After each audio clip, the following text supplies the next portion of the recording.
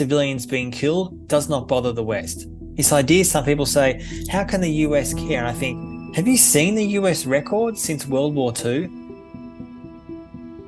The countries they've supported, the wars they've launched themselves in Iraq and Afghanistan, potentially millions of civilians killed from Vietnam to today. Do you think the American establishment cares about killing civilians? They care about an ally potentially being perceived to lose. They don't want to be on the losing side. And I guess what losing would be, not so much that Hamas would beat Israel militarily, it means that they are not so-called succeeding in their goals. This sort of drags on. It becomes a quagmire. And in some ways, I'll say finally, it feels like the American and Israeli default these days is quagmires. That's what they do well. Israel and America haven't won a war in half a century.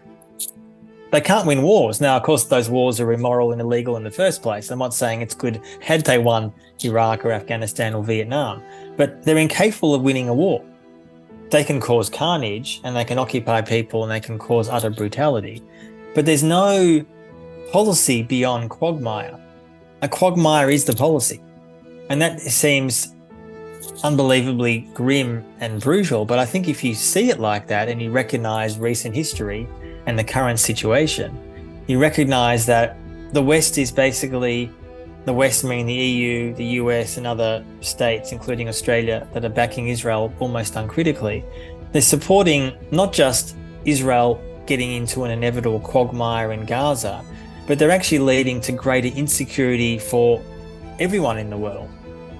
Insecurity for the global South and global North, but also for Jews as well. When the West thinks that they're supporting Israel to back Jews, they're actually doing the opposite. They're making all our lives more unsafe because Israel is justifying and acting out in the most brutal, indiscriminate way. That's making all of us more unsafe, Jew and non-Jew. And I feel like unless the handbrake is put on, namely by civil society, this will keep on spiraling well out of control.